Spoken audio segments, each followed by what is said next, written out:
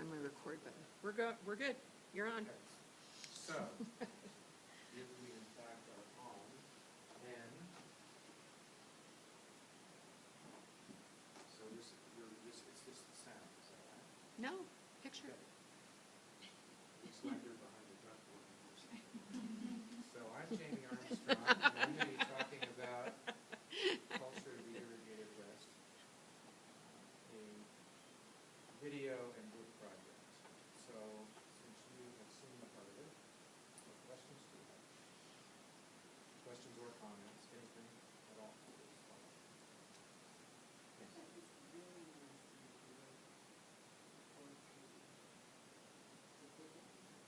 Uh-huh.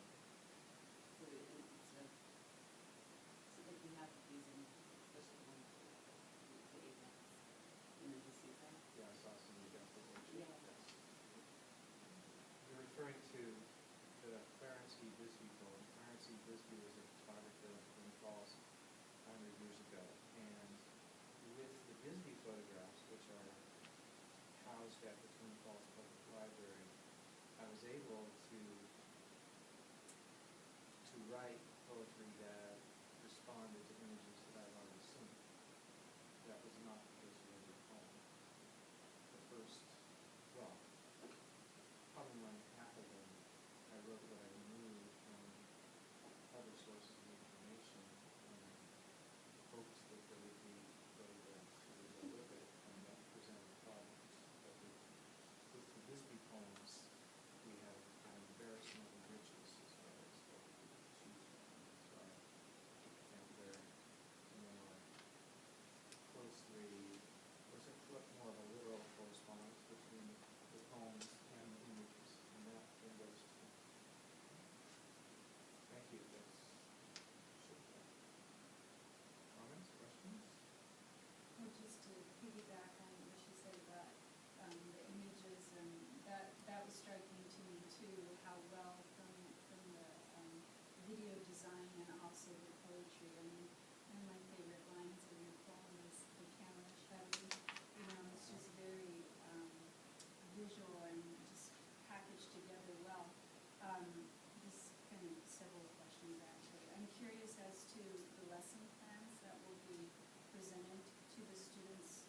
That's how I understood it. Is it going to promote putting the images before, like teaching industry, before they actually create poetry? And then the second question to that is, who is actually writing the lesson plans that will go with this? You know, and when will it come out? So those are questions. Okay. Well, as far as the order of things, I can speak to that. That in order to write anything, you have to write from what we already know. So, as a teacher, what do you want your students to know before they begin to think about writing, whether it's poetry or that's in prose?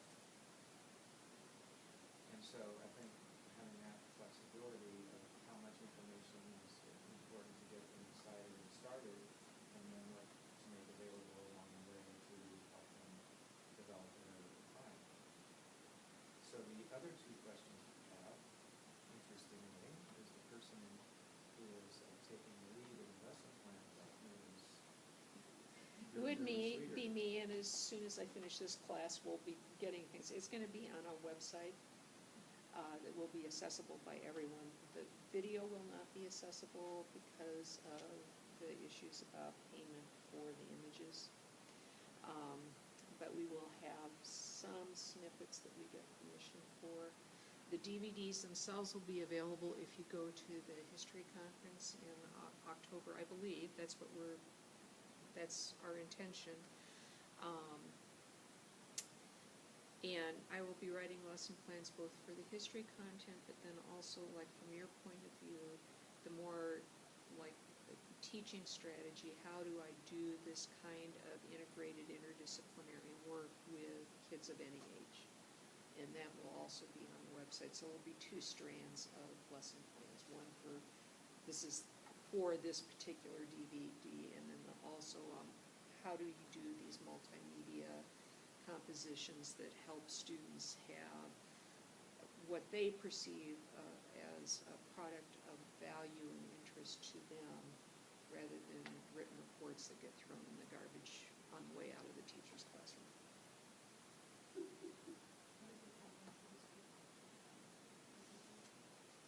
If you're teaching and there's a contact email or anything, that would be enough until you run out. But part of the deal is to have the same DVDs that would be available to people who are teaching. The main thing we want to do is to make it available to people who can use it. And the first attempt at that would be to pick these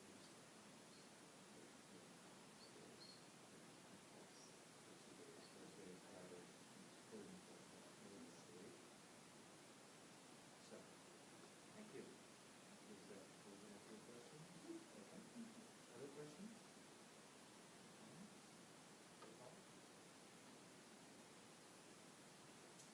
Okay. I will say that I'm eager to hear what you have to say, because I've been living with this a long time, mostly just me and occasionally my collaborators and occasionally others, and so now I get to have a different kind of experience, which I'm very eager for. So whatever you're thinking, if you wish to share, I would certainly be eager to hear. And any time along the way, I tend to just start going and proceed as though I have this idea in mind that in the day to the end, don't wait till the end. Say, whatever is on your mind, if you wish. And then presumably, if I lose my train of thought, I'll leave a number of people to help me regain it. Okay, so the story that I want to tell you is that this began, I'll tell you a little bit about the background I brought to this so that at the beginning it might make more sense. Because prior to this project, a colleague of mine in the communication department, Peter Lindsay, and I developed a close to an hour-long presentation of video poetry called Mountain Seasons, which was based on 9 poems that I wrote for 2 for each season, plus a summary one at the end. And we had videography, mostly a few still photographs, but they were primarily nature kinds of images. And we developed that over about a year and a half. As a writer, as a poet, I've written poetry off and on for a long time, but the kind of poetry that is present in this composition, I can go back at least as far as the French Revolution. Just kidding. But quite seriously, in 1989, I was teaching a course where students who were in a Western civilization course at Menlo College in California were, some of them, 2 sections worth, were enrolled in a 1-credit or 2-credit class that I taught, basically using the history text as the course text. The course I was teaching to teach some strategies for dealing with this Norton and edition of Western civilization that had a readability level by the formula at 15.2, and these were freshmen who were often struggling. So the text was beyond many of them, particularly the vocabulary level. So during, what I would do is I would attend the lectures, 1 of 2 lectures that were given every day by 2 different teachers, so I would know what the students had heard. Well, when we got to the French Revolution, it was in about April of the school year, maybe mid-April, and when we got Louis XVI, we had this fascination with locks. I thought that was very interesting, this thing that happened to him by the end. Louis XVI, of course, he was guillotined, and the idea of mechanical objects, mechanical devices being fascinating to him. So I kind of weaved this together, knowing what I knew about what happened to him, but from the viewpoint of him as a younger man, he was fascinated with his lock connection. So what I realized only later on was there was a term for this, and it's historical empathy, which we all have. Anytime we put ourselves in the position of another person who lived before us, then try to understand what it was like to be that person and feel like that person, and we have that kind of empathy that is historical empathy towards someone who passed. And essentially, the kind of assignments that you might be working with, whether you're having students write poetry or prose, and I would encourage all of it, because not everybody's going to write poetry or prose. That's where they're coming from. So the idea is to take the available information that you have and try to put yourself in that position and see what you can write as though you were standing with that person, working with that person, angry at that person, whatever it is, just trying to understand that person, maybe writing a news article about it. So that's, I brought that to this project.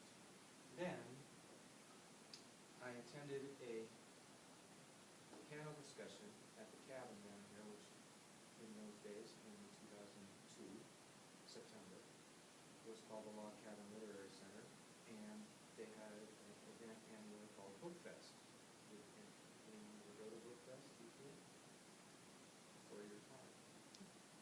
It went on for 5, 6 years, I guess, and it was very popular, and they had 3 days of readings, presentations, publishers were there, a lot of different groups focused on writing and reading. And I attended this panel discussion by 3 people, and the topic was something like, whose history?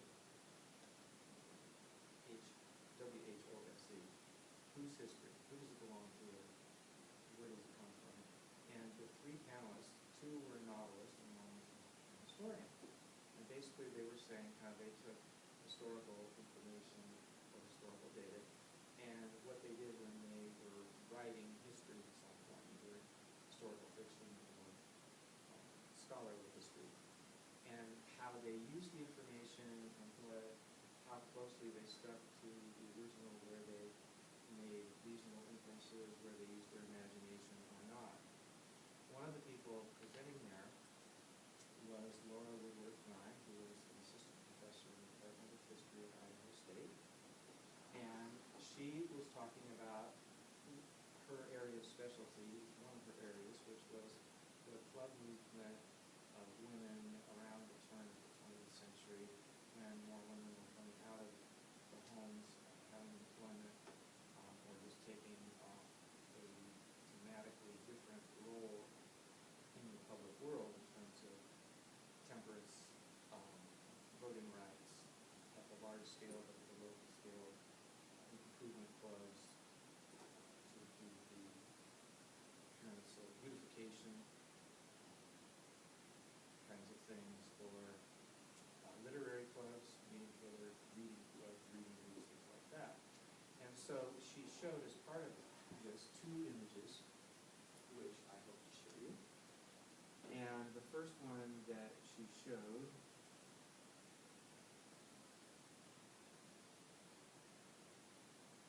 it's going to open in Photoshop. Well, it will, yes. Leanne, could you turn on Photoshop? Yeah. Okay, this image here, this is the Rupert Culture Club. An undated photo from somewhere between probably 1907 and 1911. And it's in the garden of the DeMary home. And the DeMarys were founding settlers. Well, I don't know whether they helped found Rupert as a town, but they were there when Rupert was the kind of town you might see in an old-fashioned Western movie, with ramshackle buildings and wooden sidewalks, dirt streets, and not very many buildings. And most of the women that were in this club, as you could see, they were at least middle or upper middle class women by the way they're dressed. And many of the irrigation project wives were highly educated, at least for the day, had come from, with their husbands and perhaps immediate family, from the Midwest or the East. They left home, they left their network of friends and extended family, and they came to the desert of Idaho. the men in their lives, of course, had this purpose and things to do every day. They were building their world, as we would, in terms of a way to make a living. So the women, if they had the time, they weren't taking care of their kids and managing that, doing the household chores all day long, then they had some additional time, and so in this case it was the culture club. Now it turned out that this culture club was founded to address the unspeakable silence of this place. There were no trees here, no rain, wind and dust, pretty much it.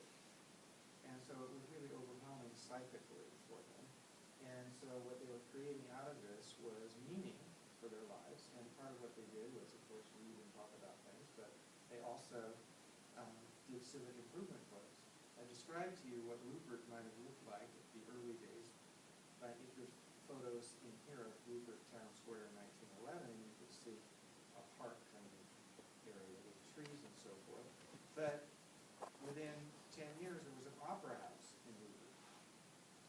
And this was in a way to go with the idea that you may already be familiar with, to replace the idea of the Wild West with a more civilized West, which is part of what happened here.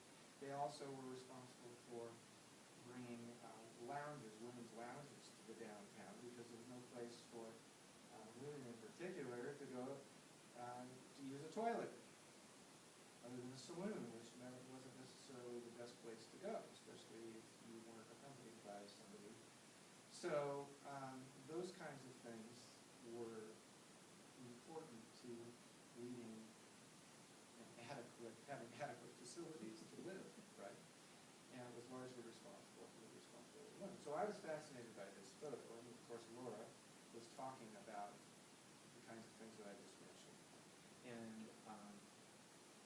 then she also mentioned, she was talking about irrigation, and she said that this picture here was the photographer's note, and here it says Colorado Historical Society, and it's just woman at the canal.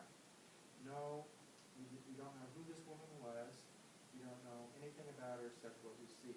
So Laura said, one thing that she said, I just don't understand why there were so many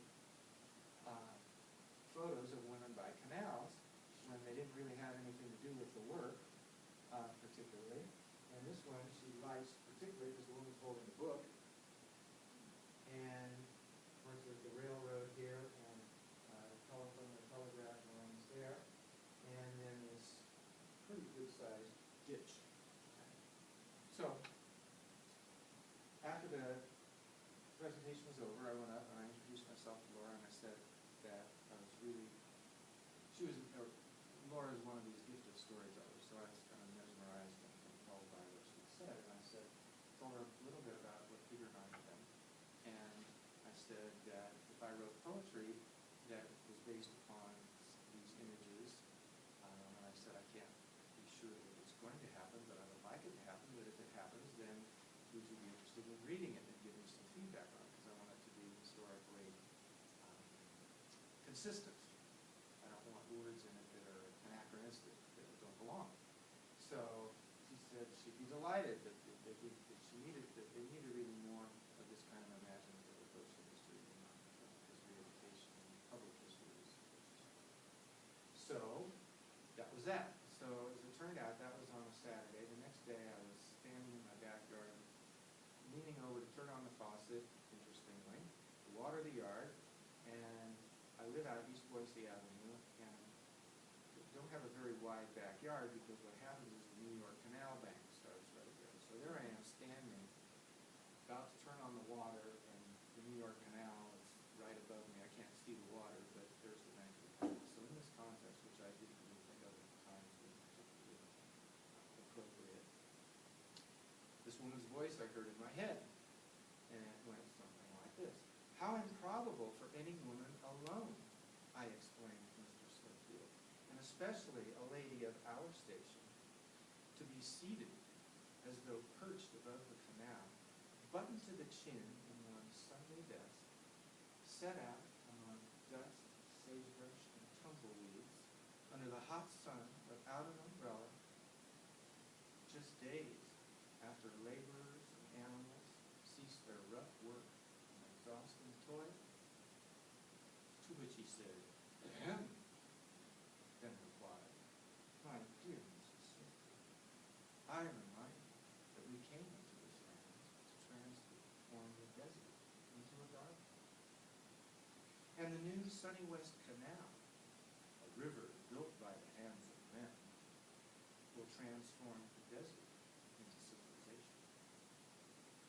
And it goes on. Now, I didn't hear all of that, and I wasn't quite as sturdy.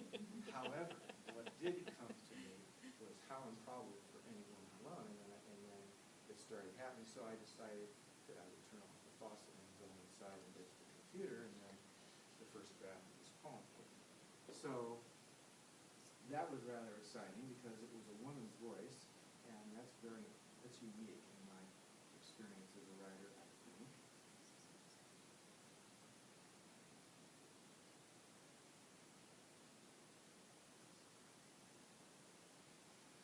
So what I did is, that was on a Sunday. By Monday or Tuesday, I had a draft enough done that I sent to Laura, and I asked her, okay, and are there any words that don't fit here?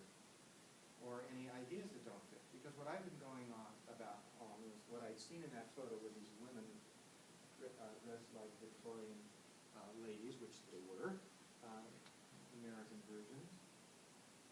And I said, I want to know, would a person with upper middle class married couple talk to each other this way? Because what I'm envisioning is that she's telling members of the Culture Club, that's not part of, you see the title of Culture Club 1909, is that the way this poem came out was that it was the speaker of the poem, the woman at the canal, Mrs. Smithfield, telling her friends at the Culture Club about this conversation she had with her husband about this event, which was going to be upcoming, where she was going to be having her picture taken at the canal. So what I was trying to do was to account for the available information I had. There's a woman sitting at the canal, she has a book, she's a cultured person, and this Culture Club, whereas this woman at the canal could have lived in any one of a dozen different, dozens of different places in the Intermountain West. It's not part of the Rupert Culture Club at all. So what I was trying to do was to take here I have almost no historical information except about the Rupert Culture Club, nothing about the woman who's the main speaker. So in this case, the imaginative part takes over. It's not history, but I want it to be consistent with history. So, Mr. Smithfield, at first I can't tell you whether the voice in my head says I explained to my husband or just had a name. But I chose Smithfield because I wanted the idea of a field because they're here for irrigation, and Smith is someone who, is a person who has a skill and a craft and a business. And so I just put those together. It sounded English, and a lot of what I learned that day at the panel discussion was that the women in these clubs, if they were reading people, they'd be reading English Romantic poets. They'd be reading Whitman. They'd be reading the American Romantic poet. They'd be reading a number of the journalists who were travelers and historians. So their culture was heavily influenced by English culture at the time. Station, I originally had the word class there. I originally had workers here. And what Laura told me was that, first of all, I said, well, what about status or status? And she said, well, neither of those are going to work very well, because first of all, class is going to remind people of, and workers is going to remind people of the Communist Manifesto and the labor disputes at the time. There was a lot of unrest at the time, the panics that had happened prior to the Great Depression, and the Red Scares were starting at this time, so that wouldn't work. So finally we came up with station, and through other sources, what I learned was that often, especially Hawaiian sugar plantations, for example, when plantation owners would put 30 Chinese laborers under materials. Now, we're looking at it as labor as being people separate from. So labor, and of course we still have the Labor Party in England and the AFL, American Federation of Laborers. Labor was the term that was used. So these are just some examples of how when you, after you get the story out, you say what you want to say, then what I want to do is I want to go back and make sure that what I'm saying is appropriate. Now, in retrospect, now that 10 years have gone by, I think this language is probably a little more formal than probably really occurred. But this was what I was imagining based on novels that I had written that were primarily British, some American, about, that were written in the mid-1800s, and they were very formal in feature. This sort of thing, well, okay, this is the way it's going to be. At least that's the way it came out, because that's all I knew. That was where my prior knowledge was. Okay? So, next what I'd like to do is show you the video poem that's based on this. So what I need to do is get to the DVD and have you go out to, I think it's 35 minutes and 30 seconds. And we'll hope for the best.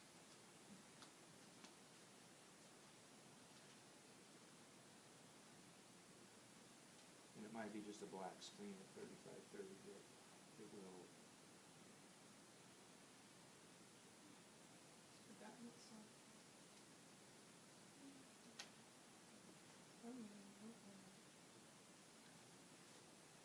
So while Leah's queuing this up, any questions?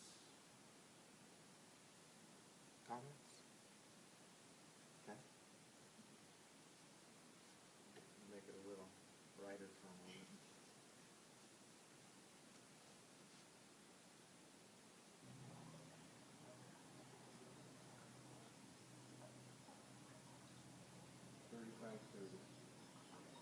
Irrigation dream and unfunded scheme that you called between the desert and Embrace this isolated place, to endure hot, dusty wind, and strive to produce a fruitful life, and never to yield.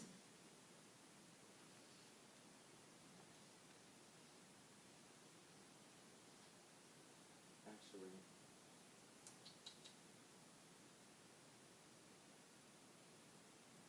we'll get the introduction first. And we'll get the introductions.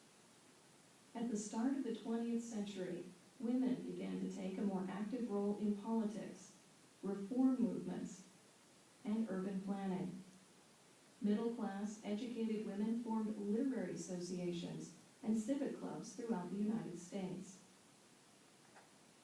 Elizabeth Leighton DeMary, who with her husband was one of Rupert, Idaho's first homesteaders, founded one of the most influential pioneer clubs in the Irrigated West.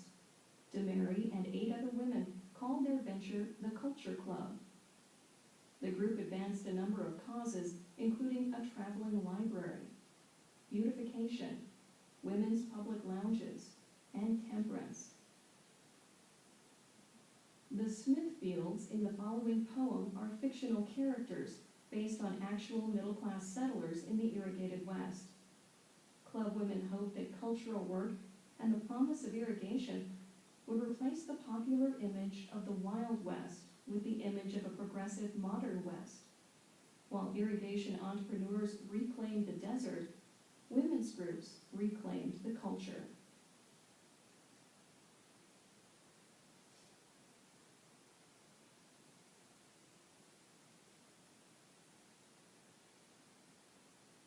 The Culture Club, 1909. How improbable for any woman alone, I explained to Mr. Smithfield, and especially for a lady of our station, to be seated as though perched above the canal, buttoned to the chin in one Sunday best, set out among dust, sagebrush, and tumbleweeds, under the hot sun without an umbrella, just days after laborers and animals ceased their rough work and exhausting toil. To which he said, ahem, then replied, my dear Mrs. Smithfield, I remind you that we came into this land to transform the desert into a garden. And the new Sunny West Canal, a river made by the hand transform wilderness into civilization. Thus, it seems entirely fitting to project officials that the presence of a lady, yourself, at the canal will in similar fashion bring civilization to the desert. And, I might add, my dear, ladies, no looks now. A lady brings beauty, elegance, and refinement to the rough finish left at the end of men's work. After all the digging, scraping, and hauling are done, not unlike what a statue brings to a garden, such as Ceres and Pomona, in memorial splendor, blessing the irrigated farm with overflowing cornucopia, and goddess Flora making the desert bloom. Well, I said, I suppose if that is your wish, my dear. But if you please, don't have my picture made on Wednesday next at 2 o'clock in the afternoon, for it absolutely wouldn't do to disappoint the ladies of the Culture Club. To which entreaty he rejoined expansively that pictures of all the dignitaries would be made on Sunday next at the ceremony. Then my picture would be made by the canal, immediately after the dedication of the dam, before the picnic is fully underway. Ladies, as you well can see, there I sit, profiled in my Sunday dress, staring into vast and empty distances, as if I gazed into our improved future with irrigated lands. And as the Lord is my witness, I'm thankful for the promise of progress. But is it not also suitable to have you placed well above the dusty banks? And ladies, while I sat there, as still as a statue for the longest minute, do you know what thought came into my mind? Well, I recalled our lively discussion of Mary Halleck Foote's The Chosen Valley at the most recent meeting of our club. A pleasant thought indeed, to bring culture to the desert canal, along with beauty, elegance, and refinement. I felt the slightest motion of a breeze, not so much as to blur a curl while the picture was made. See how the wave holds its shape with distinction? Yet the desert air seemed to rise from the water with a light, sweet coolness that restored my spirit. I could hardly wait until our meeting today to tell you how it was.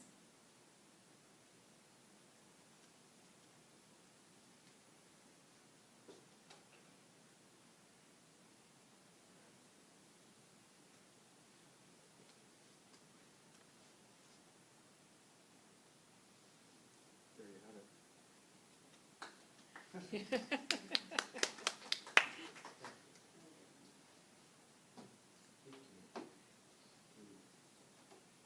was pretty amazing when you took this unknown picture with this unknown person and you didn't even know like why she'd be there and you created like a whole explanation and dialogue and story behind it. You know, that was really cool. I can't account for how it really came to me. I gave you some of the things that led to it. But there's one nice thing about it is that it was shaped by me, but I take on part responsibility of treasure doing it. Thank you.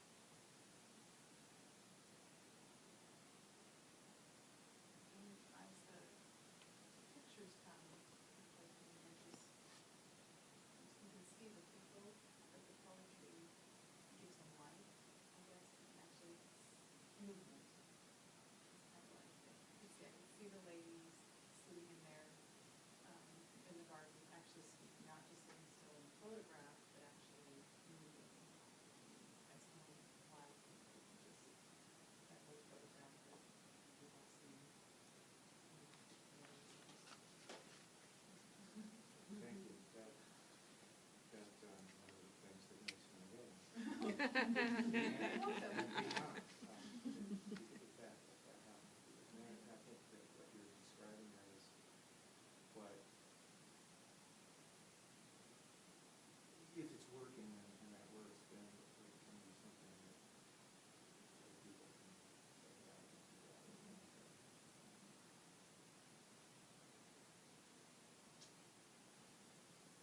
Look like you might be ready to say something. I guess what I love is it's fictional, but there's so much research backed with it. I just would love to see what kids could do with this.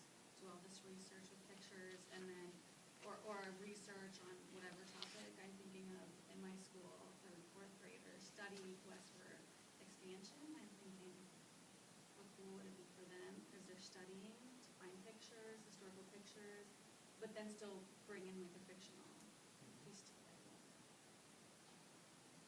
One is, I think if you show a picture of a covered wagon and say, you're a kid on that wagon and you're walking, what's it like for you? If you could start with a visual and tell enough of the story to get their imaginations going, it's kind of like taking the idea of sitting around the campfire telling stories, you're sitting around the light source of the photographic light. This whole creative piece for them. I mean, doing this together as a class, what you're there, what's happening to you? Susie, what's happening to you? And Clayton, what's happening to you? Because they'll all be different. So, and then this poet friend of mine, Gina Sky, works a lot with elementary school with teaching them to write poetry, and not only that, getting them to write this incredible poetry wherever he went. But he would tell them, you're the only one that can write a poem that you have to talk about. You're the only one who can do that. I can give you some suggestions, but you're the only one. And it's just really empowering them as authors, and in this case, as creators of fiction kind of life.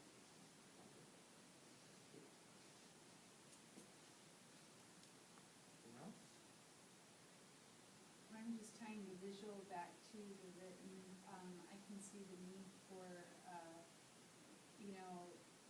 I'm thinking of my lack of history, and say I have this creative moment and I write a poem, and then knowing that the words needed to be changed. I really appreciate you pointing that out, because I think I can see teachers wanting to do this, but maybe lacking the experts to help them know, is this really accurate? Can you use the word laborers, or is this, so I can see how there's so much critical thinking involved in putting something like that together, that it's very common core and very, it's a great challenge of putting literal, literacy together with the visual. Couple I things. really like it. You've prompted me to think a couple things. One is that you can write only what you have available information on. So if it turns out later on something turns out to be inappropriate, well, then being open to revision is important, and to model that. The other part of it is that one of the things I wanted to mention about collaboration is that an inspirational message to me was by the author Ivan Doig, who's written many, many novels that are well-researched, historically based novels. But he wrote this trilogy, the English Creek trilogy, and somewhere in there he said nobody ever wrote a book by himself. And then he's got pages and pages of acknowledgments. And even in a lot of our librarians, but in nearly every, if you read the acknowledgments section of nearly any book, there's going to be at some point where somebody thanks an editor or thanks generally 2 or 3 friends who read the whole manuscript, gave them feedback, that. So in all these poems, there are lines, there are words that I did not write, that somebody suggested to me, that I'm the author of the poem, and Ivan Doig's the author of this book, and nobody questions that. But I think part of what we can say is, yes, you are the author, but every author,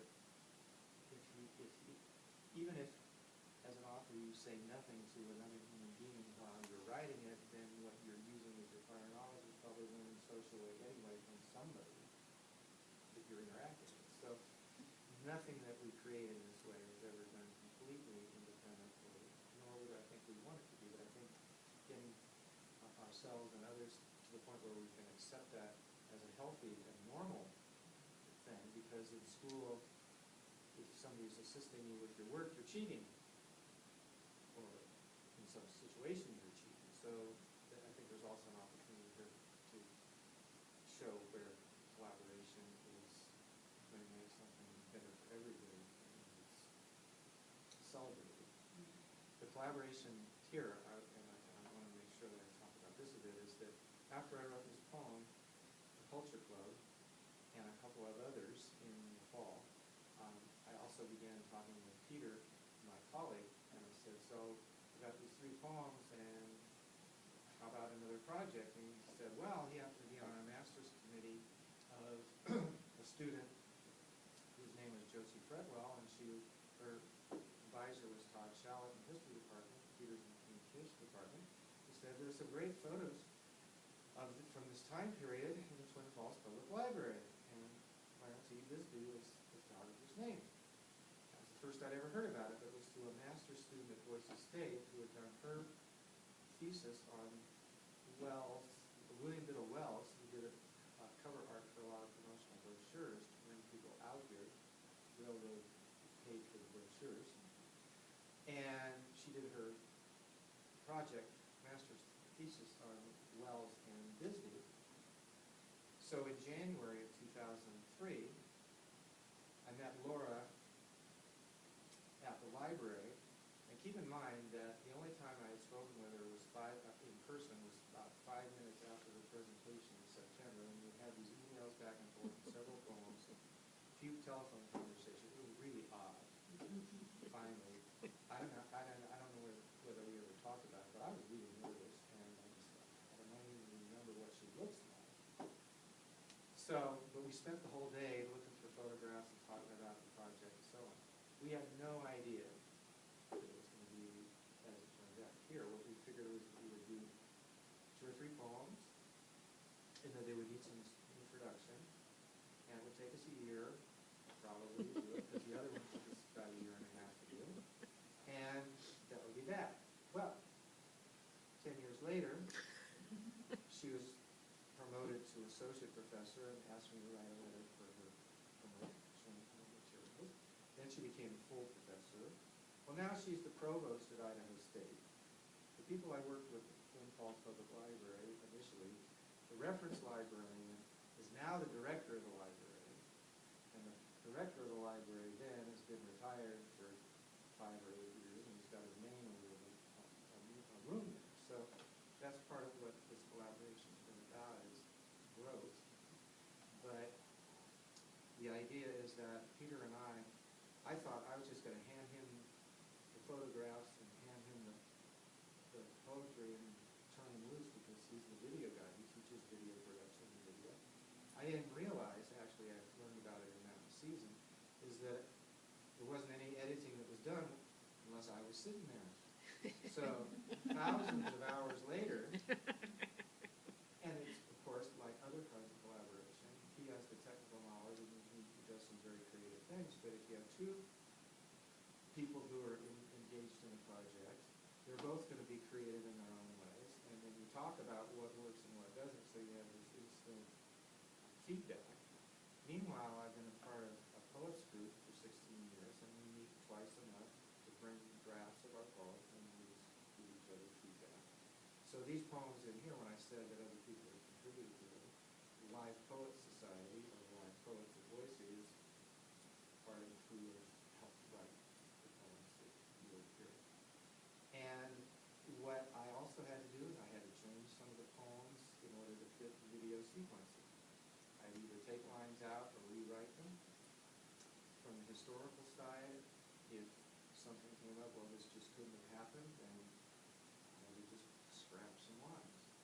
But they also told me, Peter and Laura, how their view of their own discipline changed as a result of working in a collaboration. So that's another thing to be open to in a collaboration, is to be willing to learn a different way of looking at something from what you're comfortable with, perhaps, what you know, as well as what's normal to you may be really strange to somebody else, and to learn patience above all when one is working with others.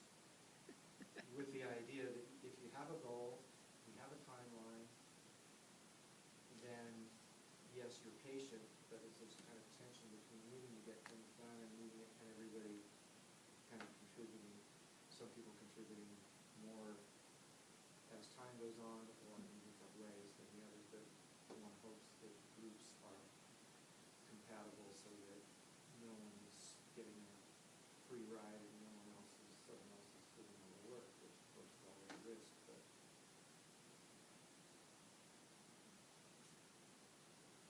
that's, I think, the other part where I think everybody would learn from doing this kind of project. It's not a work with other people in the project. It's part informational and part part aesthetic and part technical.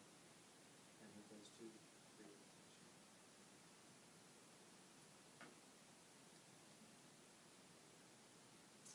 Other questions, comments, thoughts? I do have a detail question. Was the color of their dresses symbolic at all? Because I noticed, like, in the culture club, they all had white dresses. And the girl in the canal had, like, a darker dress. And so I was just wondering if, when I saw the darker dress, like, mourning came to me, like, some kind of death, but that could be like wrong. I think there your imagination is operating in your visual information.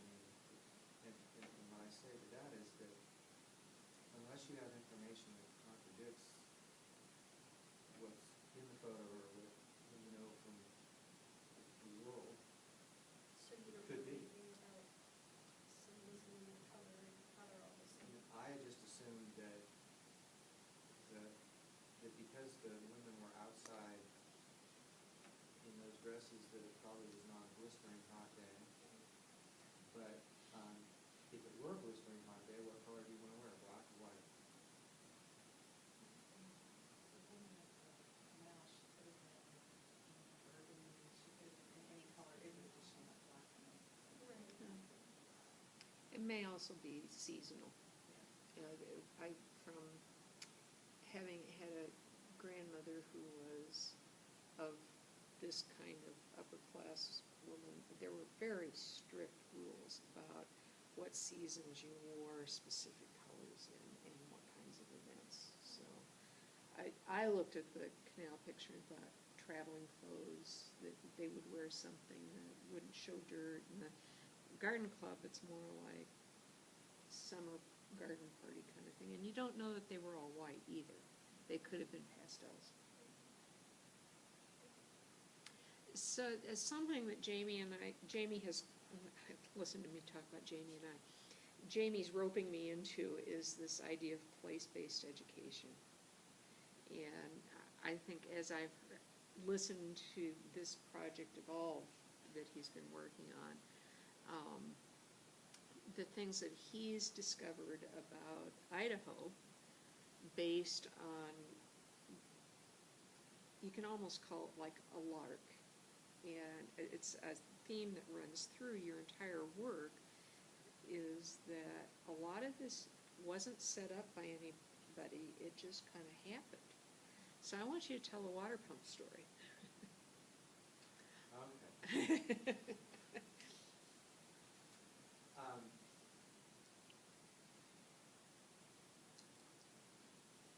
About 25 miles north and east of Twin Falls is a small town called Hazelton. And it's mainly just, it was a very small town with a lot of farms around it. And 100 years ago, a woman and her family, Annie Pike Greenwood, moved there. And she was this remarkable person who had articles published in